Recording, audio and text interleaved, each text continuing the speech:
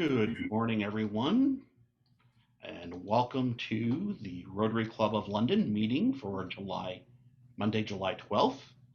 I am the president of your club, and we'll be getting everything rolling for our meeting. The first thing that we're going to do is welcome. We have a number of guests today. The first one is Catherine Robson, who is a guest of our speaker. And the second one is Adam Benny, who is a guest of Howard Shears. As is traditional for our meetings, we will open with a toast to the Queen of Canada. So a toast to the Queen of Canada. And a second toast to Rotary International.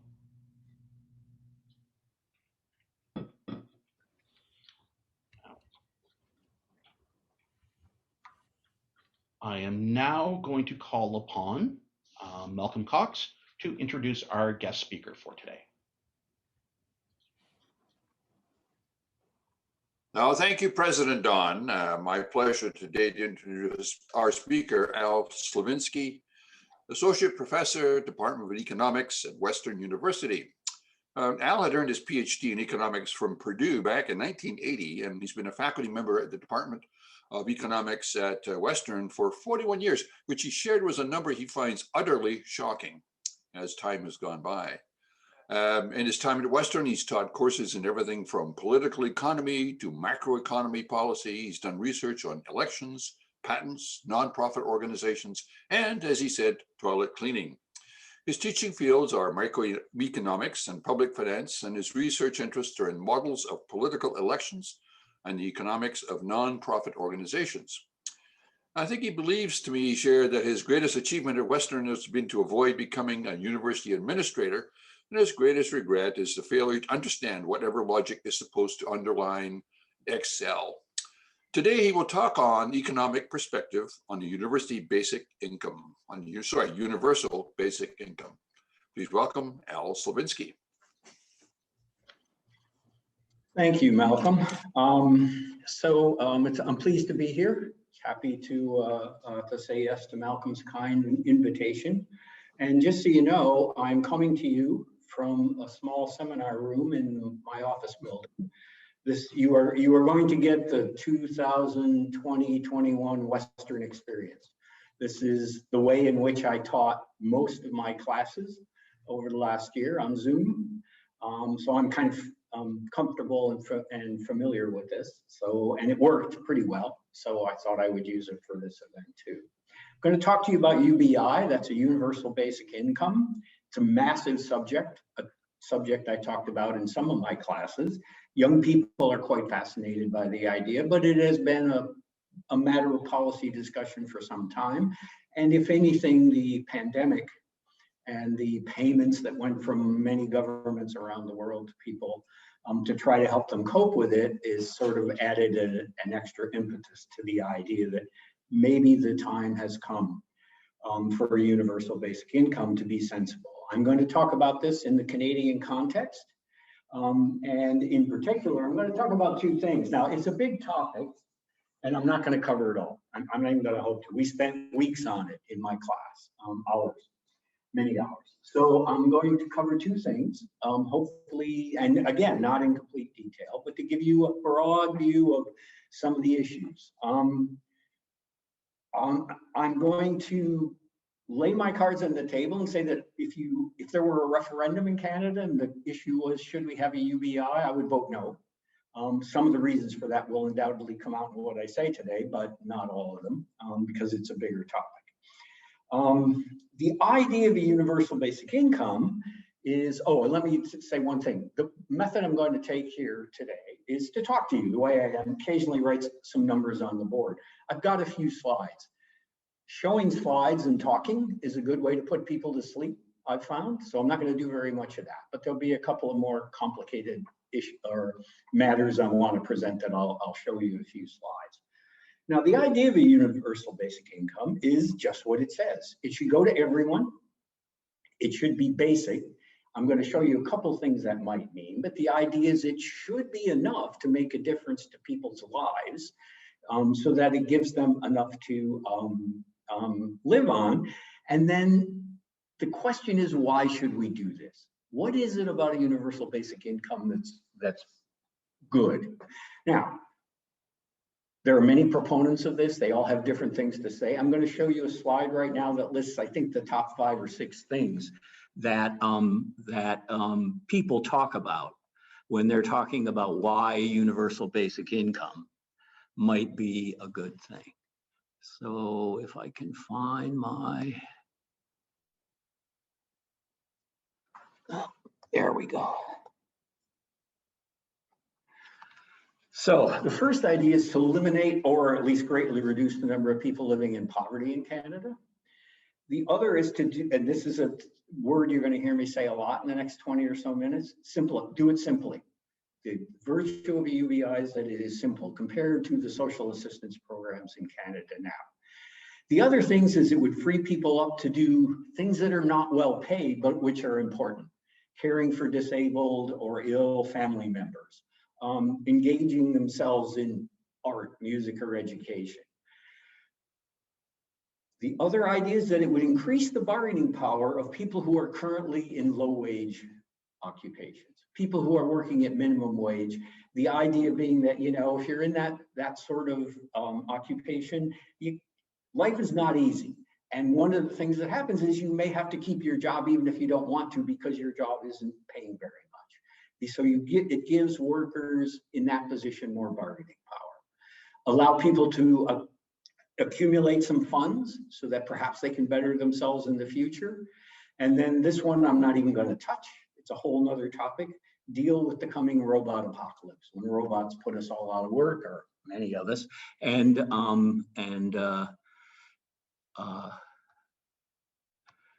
deal with that. Okay, I'm just not going to talk about that. Okay, so let me start with arithmetic. Okay. The first question is, what might this cost? And that depends on the program you might want to have. And I'm going to talk about 2, and I'm going to give you some Canadian numbers, or at least conjectural but reasonable Canadian numbers.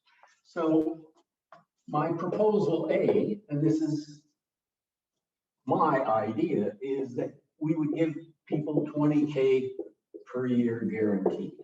And there is a method to these numbers, or $12K per year.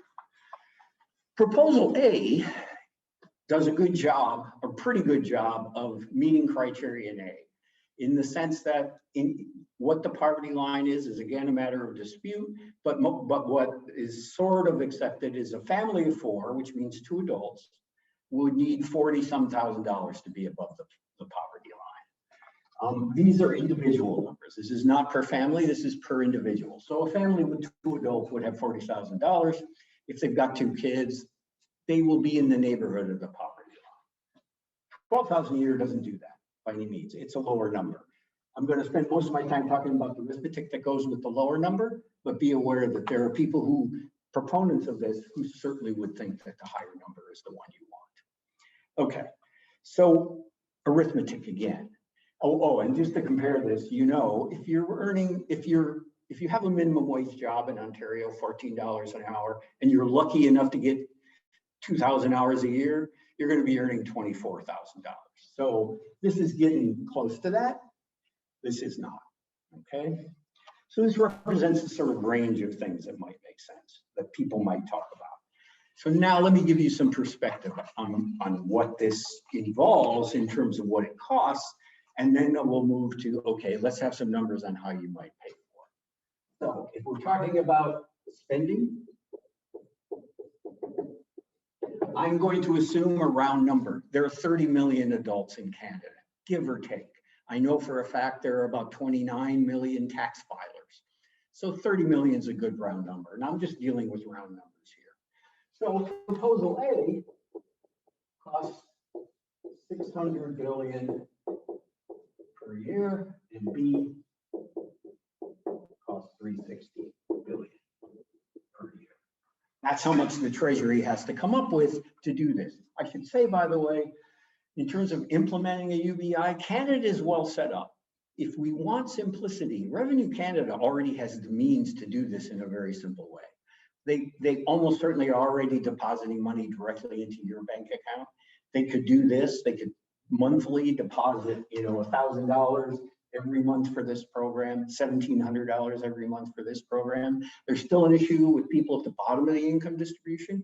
Many of them don't have banking services, but there's already been pioneering work in sending them debit cards with money on them, right? So one of the virtues of this is that Revenue Canada in Canada is probably already set up that they could do this. But that's how much money would have to go out the door every year. Okay, perspective on that. Most of the numbers I'm going to quote to you are from the 2019 or so federal budget, because we know in 2020, everything went crazy, right? I mean, the budget is not normal. It's nothing like previous budgets. So I'll go back to 2019. Federal spending in that budget was $346 billion total. Okay, so that means that to add in UBI, if we just added it on top of everything else the federal government does, would represent anything from 105% increase to 170-some% increase in federal spending, and it would be ongoing. Okay, that's a big number. There's just no other way to say that. To give you a historical comparison, in 1941 to 45, federal government spending, and you know what years these were, World War II, went from 1 billion to 5 billion over that period. We're all old enough to remember when $1 billion was a lot of money, right? So it went from 1 billion to 5 billion. That's a 400% increase. But of course, what we also know is that from 46 to 47, it dropped like a stone. This won't drop. This is a permanent commitment by the federal government. Okay, so that's arithmetic lesson number one. Even the smaller one is a big change in how much money the federal government spends. Now, I'm going to present all this as though it's all being done by the federal government.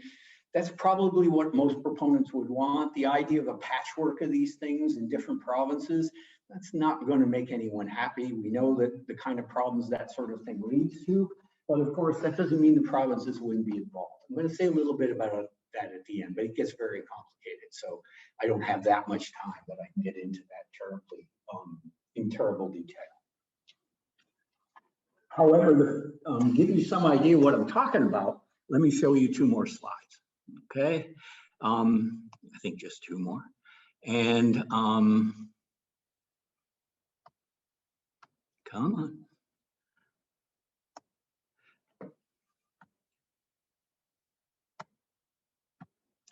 So here's a thing about Canada you might not know. It's a little odd in a particular way. Economists talk about fiscal decentralization, and that little ratio up there is what it's all about. You can ask the following question. How much tax revenue does the federal government collect as a proportion of all the tax revenue collected by all governments in Canada? It's just a ratio, and it's going to be less than 1, right? In Canada, the ratio is less than a half, 0.47. Some comparisons with other countries, the US is slightly less decentralized, it's 0.54.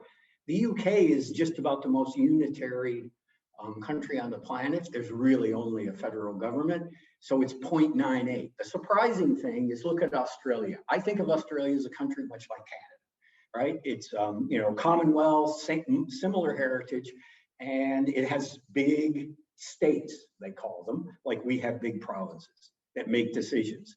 And yet, 80% of the spending in Australia is federal. If you look at, instead of looking at revenues, if you look instead at expenditures, it's even more stark. The ratio for expenditures is only 30%. We know why that's true. Federal government collects a bunch of tax revenue from all of us, and then it takes a big chunk of it and it sends it to the provinces and they do the spending. So that represents a bit of a challenge for a national program like this, right? Okay, second thing. So now we need to get some revenue to pay for this. That's the lesson so far. We need a fair bit of it. Where are you going to get it from? Well, I'm not going to give you all the gory details, but here's 3 countries to give you an idea where Canada gets, the Canadian federal government gets revenue as in comparison to some other countries. Okay, what I have up there is Canada, the US, are the thing we always compare ourselves to, and Ireland. I'll tell you why I'm picking on them in a minute, and then the OECD average. If you don't know, the OECD is the sort of club of rich countries in the world. Okay, these are all the advanced industrial economies. Well, you'll notice that the US and Canada are sort of different, but not that much, right? They both get half of federal revenues from the personal income tax, roughly. The corporate income tax, Canada does a little better than the US does. The big difference is on consumption taxes. And that's because we have a GST and the US has nothing like that. There are some federal excise taxes. If you buy booze and tires and gasoline, you pay a little bit of federal tax in the US, just as we do here. But we have the GST on top of that. Ireland gets picked on in the press, particularly these days. Why? Because in 2005, they dropped their corporate tax rate to the floor, one of the lowest countries in the world. And as a result of that, not surprisingly, there are a lot of companies, multinational companies that have their world headquarters in Ireland. Okay, but notice that hasn't made that big a dent in where they get revenue from. Because to get all those companies to locate there, you have to charge them a pretty low tax rate. So they're only getting 14% of their revenues. But you can see the other difference with Ireland. They're not getting their money from personal income taxes. They are getting their money from consumption taxes, right? Ireland, like many European countries, has a much more considerable VAT than we do. And indeed, if you look at the OECD on average, Ireland gets more of their revenue from personal income taxes on average. Countries in that area get very little. They get very little from corporate income tax. The biggest number is the consumption taxes, their version of a VAT and whatever other consumption taxes they happen to charge. Okay, so that's just to give you some background on how we're going to generate this income. So now, Canada has a long tradition. When I first moved here 40 years ago, I was utterly surprised that we started getting checks in the mail every month. We came here with a son, and we got what I think at the time was called the mother's allowance, sometimes referred to as the baby bonus. My colleagues at Western told me it was the 2-4 allowance, because the amount of money we got every month was enough to buy a 2-4 of Labatt's IPA. But what was true is it was universal. So like the UBI, everybody got it. If you had a kid, you got this thing. And if you had 2 kids, you got more. Okay. But it was also taxable. That is, Canada has a long tradition of saying, let's do these things universally, but then let's tax them. And what does that mean? Well, it gets taxed at people's marginal tax rates. So people who earn a lot of income pay much of that mother's allowance back in taxes.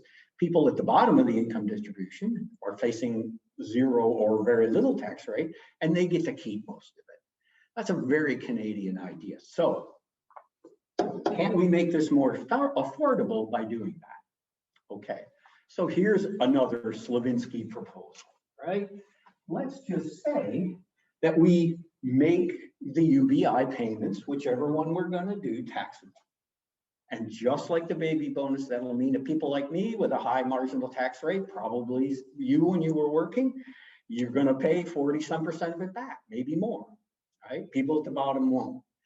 There is one problem with doing that, which is that if you look at this one, you know we all get a personal exemption of about $13,000 a year. That's going to be that people who get this are now going to have to go into the tax system and possibly pay a little bit of tax. But in any case, they'll certainly have to file, right? And so this removes this idea of simplicity that proponents want. So what can we do? Well, here's a simple idea. The $12,000 is easy. That comes in under the exemption, so that would never be taxed. The $20,000, well, let's just raise the personal exemption to $20,000, right? Okay, you get that, but you still have to declare your UBI, right? Either way, this results in an added tax liability to people of about $12,000 a year. And just like with the baby bonus, people at the upper end will end up paying much of that back, much of the 12,000 back in taxes. People at the bottom, including people who are trying to live on nothing but the UBI, won't have to pay any taxes. So suppose you do that. Well, that means you're going to generate revenue from people in accordance with how much income they earn. Again, people at the top will pay more. This is a rough calculation that you can learn from CRA, how many people are in each bracket and what their marginal rate is. You can kind of make a fudgy calculation from that as to how much money would be generated. And I did that. I just took this proposal, and it turns out, I'm just looking for my number here so I don't quote you the wrong thing. Here you go, 65 billion per year. So doing that, making it taxable, making people at the top pay, added in on their tax form at the end of the year as part of their taxable income, and assuming they don't do anything else, you will generate a total of $65 billion in a year. For the smaller proposal, recall that this is what we're trying to cover.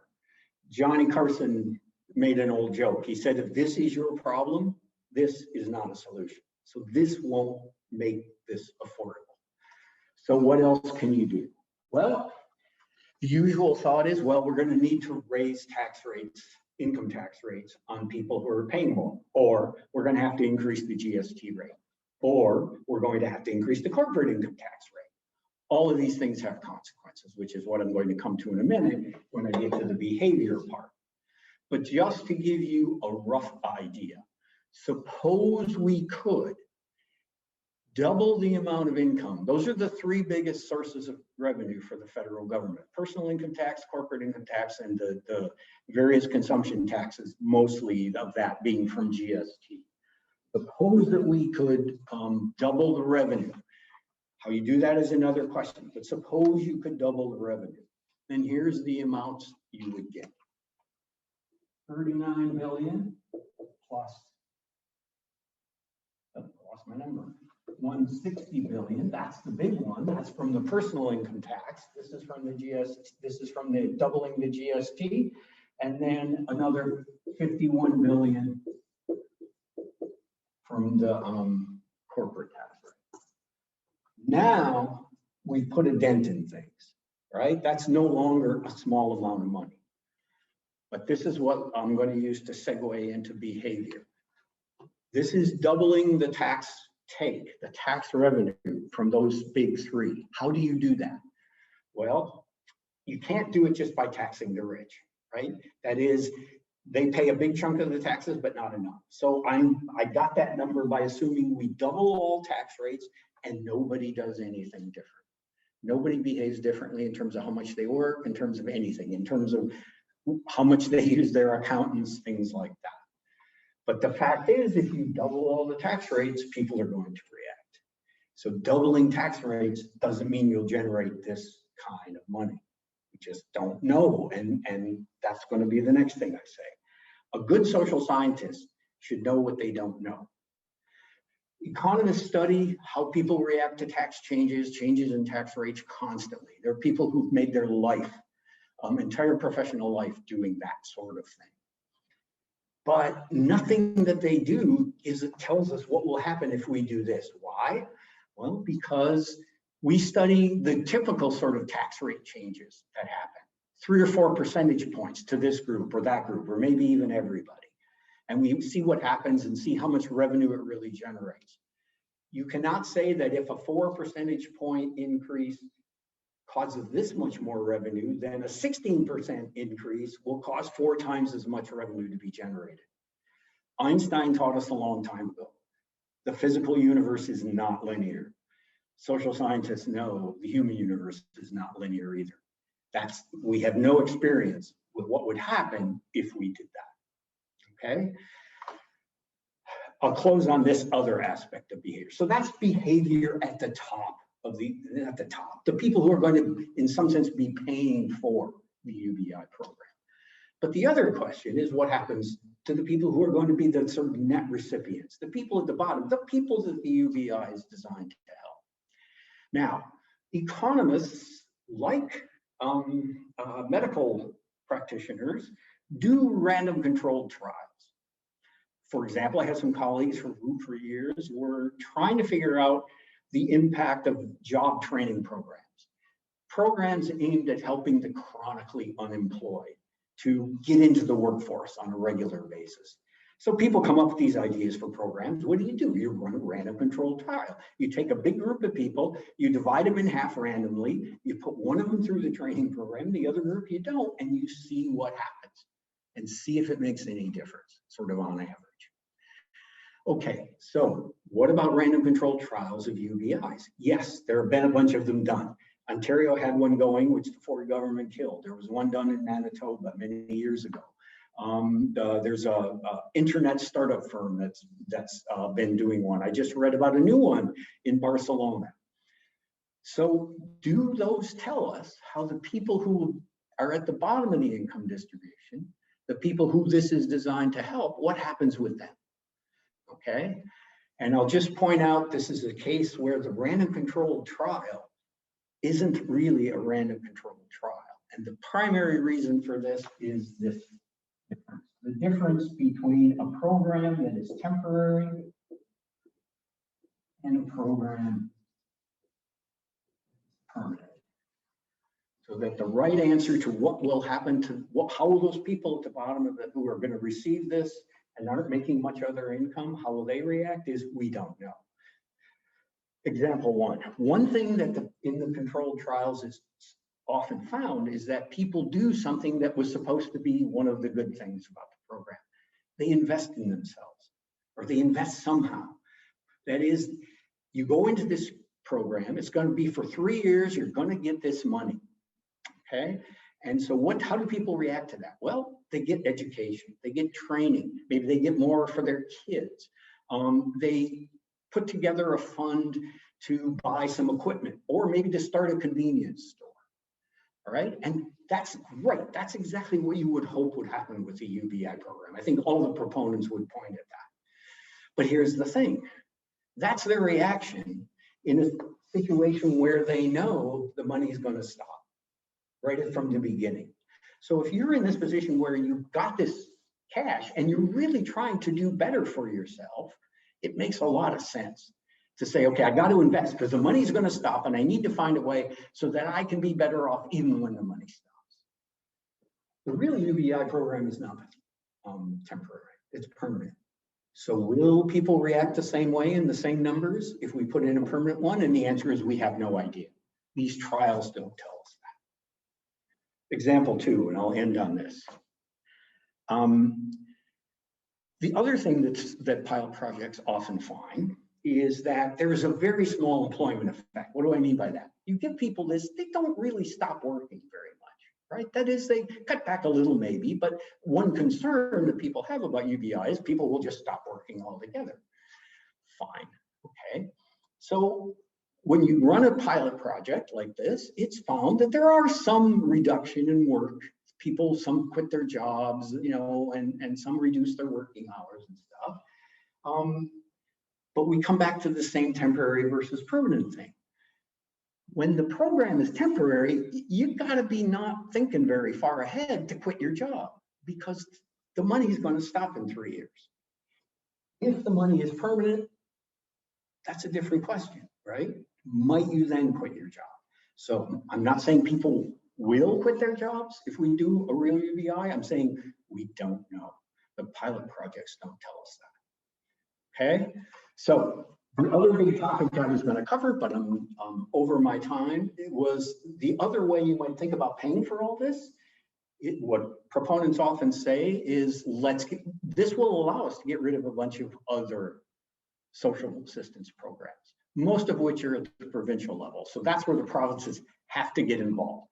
I've again done a bunch of back of the envelope calculations, and it is certainly true that if you do something approaching this, although we don't know what will happen if you do, and you do get rid of a bunch of other social programs, then you can start to at least approach the number you need here on the lower cost program, okay? But of course, what that would mean would be a fundamental change in the way Canada treats its lower income people. And for example, think about, do we really want to get rid of Ontario's ODSP, which is benefits to people with disabilities, right? Is it worth doing that to have this, right? It's a long and complicated question, so I will end on that note. And if people have questions, I'm happy to try and answer them. Thank you. We will open the call for anyone that has questions, and we have about 10 minutes for questions, so expect lots. Sharad, I think you were the first to have your hand up.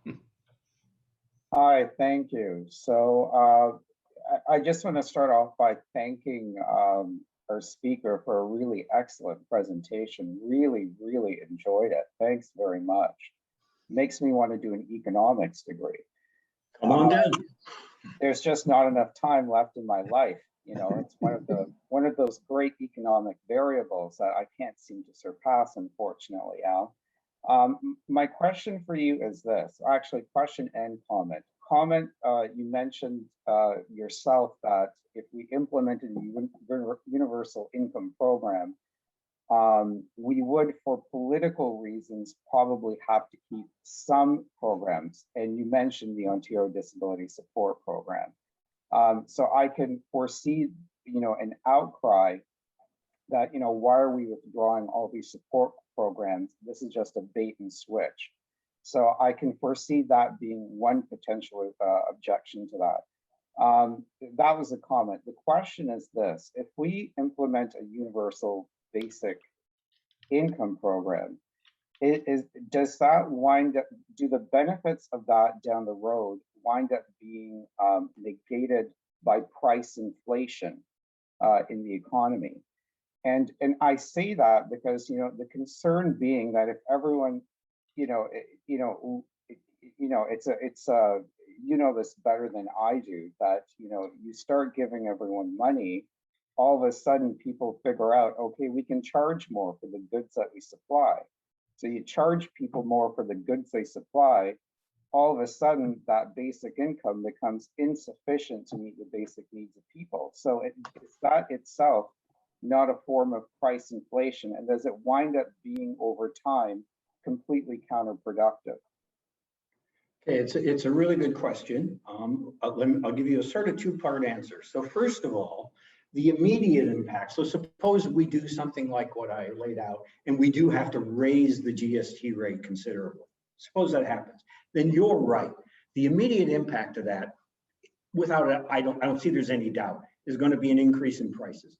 That's going to feed through. How much I can't say, but there will be. But that's not inflation. That would happen once. And then assuming we leave the rate at the higher level, that's a one-time event. I think the other concern then, so that's part one. The other concern though that you raised is more ongoing, which is we're giving people money who didn't have it. They're going to run out and spend it on stuff, of course. And that's, you know, classic, I learned this in undergrad, demand pull inflation. We got all this extra spending power out there, and that starts driving up the price. You know, it's going to be what happened to lumber over the last year, but for all goods across the board. I actually don't think that's an issue. I should never predict the future without putting on my big pointy hat with the crescent moons on it, but I don't think it will, because here's the thing. Don't forget that in order to pay for this, we're taking a lot of money out of people's pockets too. That is, we're talking about a significant increase in taxes.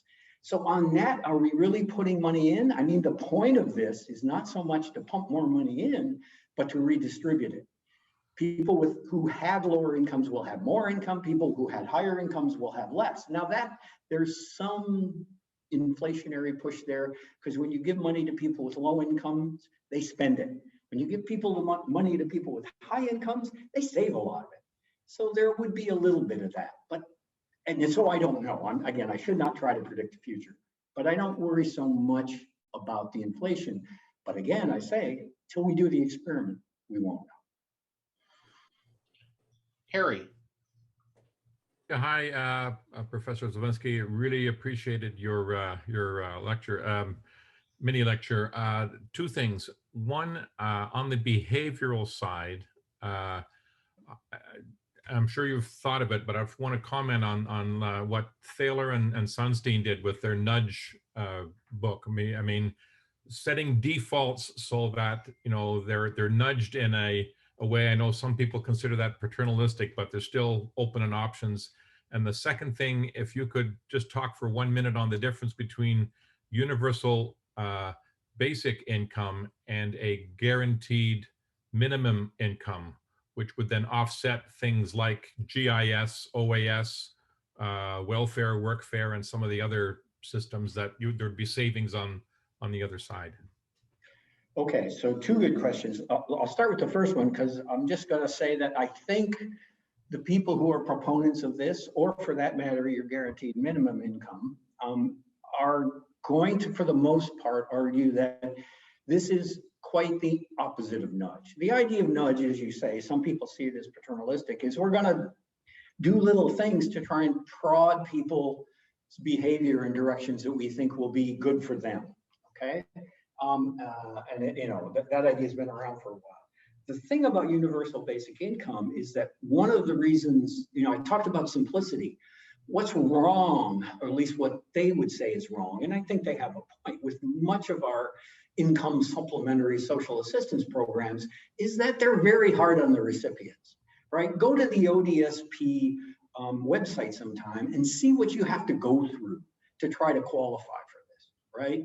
And the thresholds for wealth that you have to come under and all those sorts of things. So the virtue of the UBIs is simplicity, and that it doesn't try to push anybody in any direction. It just says, look, we're going to give you some extra income so you can lead a better life.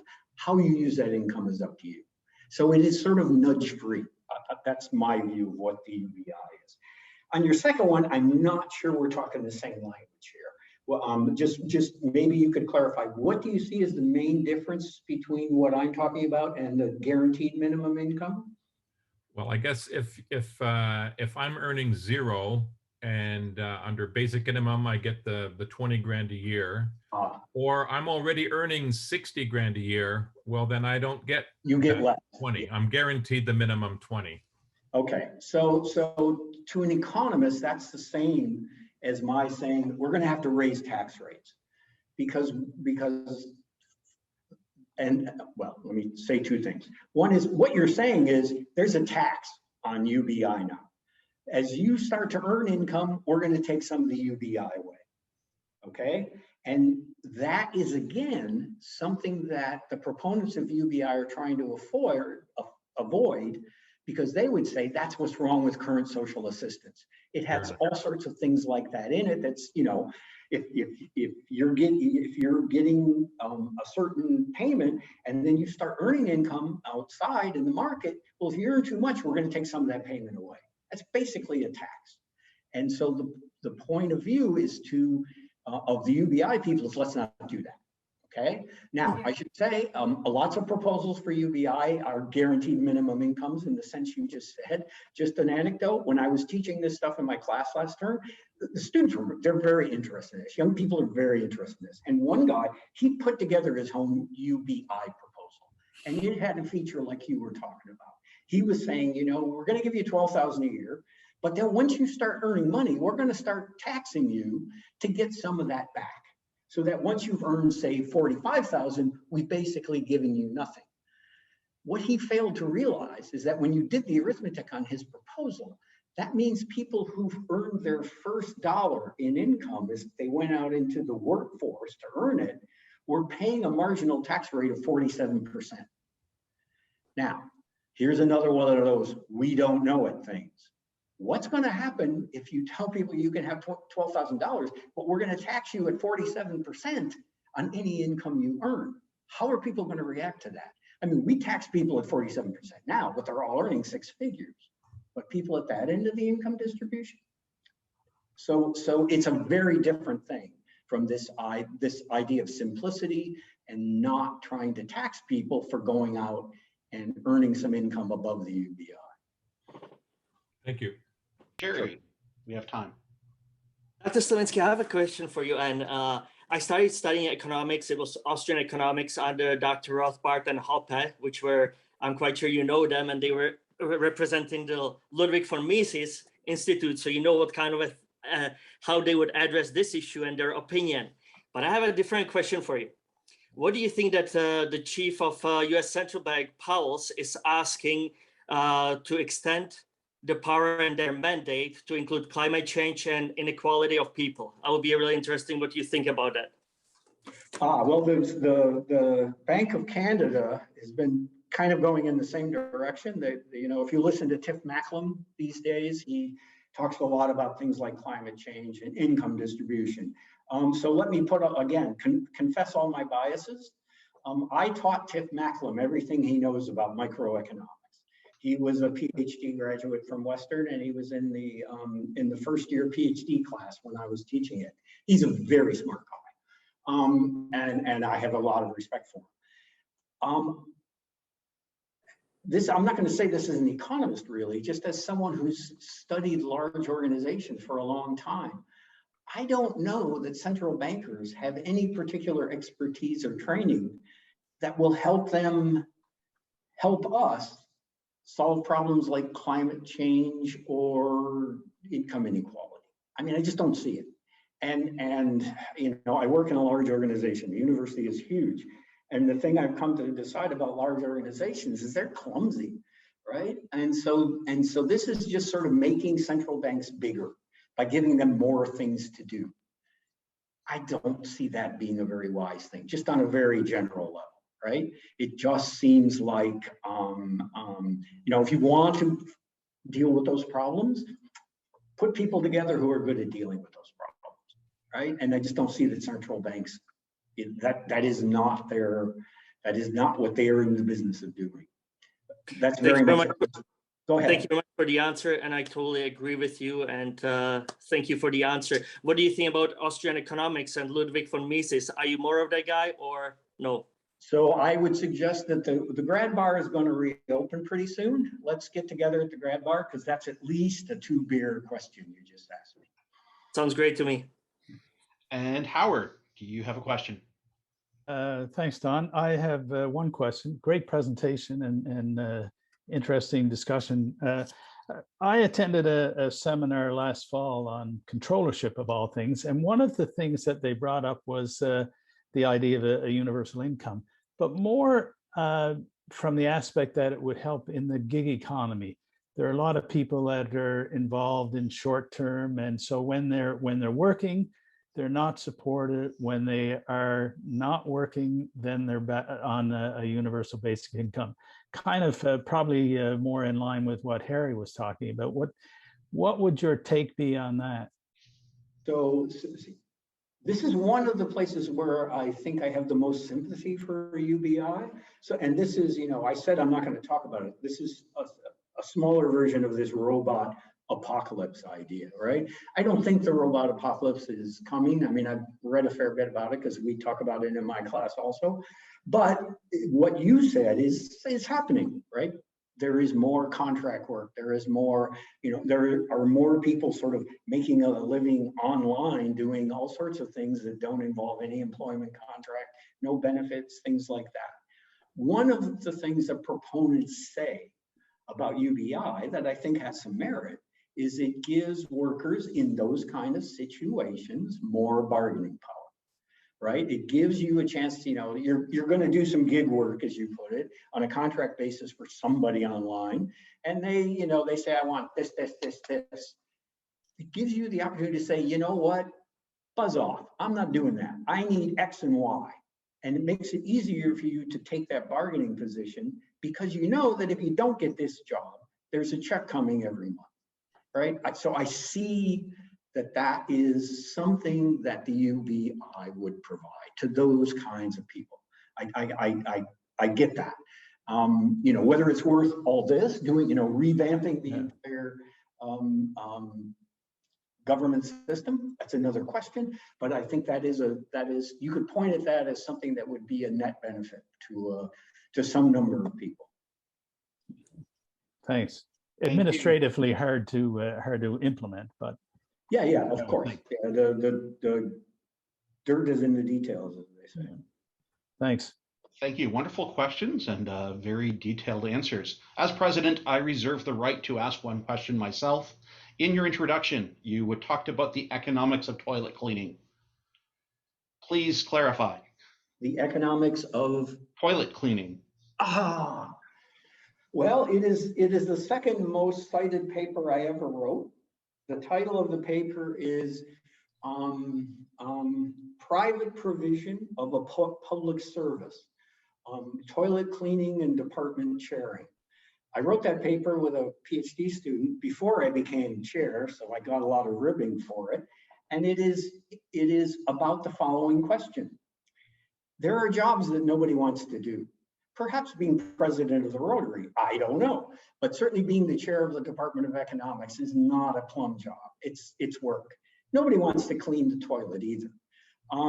But they are things that must be done, and we all suffer if they aren't done. If the toilet doesn't clean, we don't want to think about what happens.